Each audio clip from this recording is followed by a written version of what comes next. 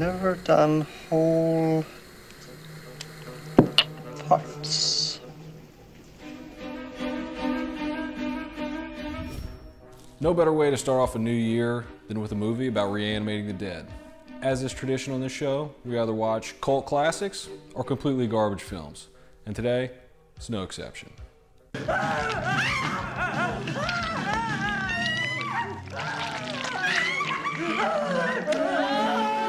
We're talking about Re-Animator today. It's a cult classic 1985 film directed by Stuart Gordon, starring Jeffrey Combs as Herbert West. West. Herbert West. A.B.L. West. I was like so close. I heard the fucking hesitation in your voice. So Re-Animator is really a modern day adaptation of Frankenstein, really. And it's loosely based on H.P. Lovecraft's story of actually the same name. Oh. Yeah, it's a short story. Well. Whoop. Our story begins as Herbert West. Herbert? I know. What is with that Herbert? name? What is with that name? Why did I say Herbert? Like Roger Ebert? Gerber? Like what the fuck? Like Gerber? All right.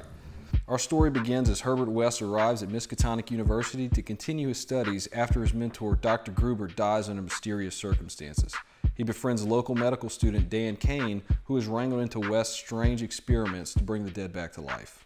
West demonstrates the reagent's effects on a dead cat, but Dan's fiancée, Megan Halsey, also the daughter of the school's dean, walks in on the experiment. After this, they break into the university's morgue to continue their research. Unfortunately, things go from bad to worse as the reagent serum turns a corpse into a rabid zombie, killing the dean of the university. When Dr. Carl Hill uncovers what West and Kane have been doing, he tries to claim the reagent as his own. But of course, that doesn't go so well for Hill.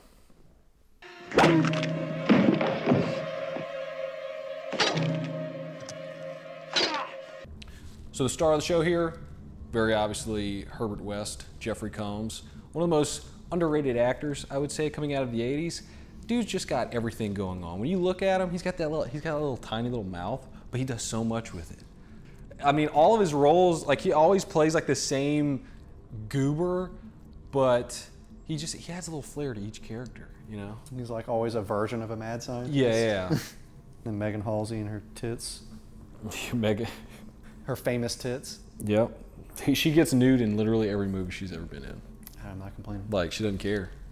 Or maybe it's just like, is it a chicken for the egg situation? Like, does she get nude in every movie because she's already got nude? Or does every movie want her to get nude because she did get nude? I don't know. I'm trying to think of all the movies. There's Barbara Crampton, who plays Megan Halsey, and she's in Chopping Mall. She shows her hoo-ha's in Chopping Mall. She's in From Beyond. I'm pretty sure she either gets like in lingerie or she gets naked in that movie. She gets naked in this movie, and then I know she's in Castle Freak, but I don't know if she gets naked in Castle Freak. She might be a little too old to get naked in Castle Freak. There's no age, just a number. I love how we have just like a boob counter going on right now.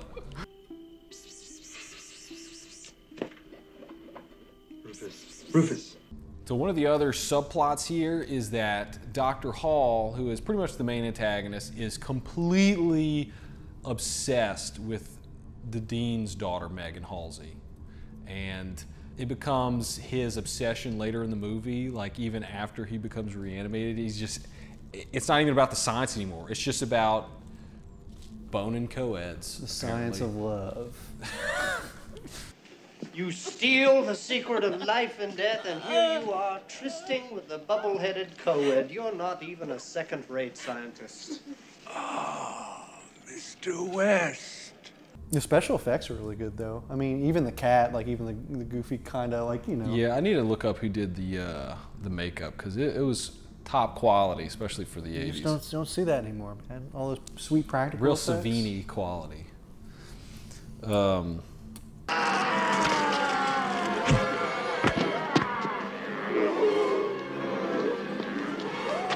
At the end of the movie, we have our big climax, right? Where we have Dr. Hall, we have Megan Halsey. Dr. Hill. Dr. Hill, Megan Halsey, a bunch of zombies, Herbert West, and our main character, all in this room, just battling it out. Duking it out. And then cue fog.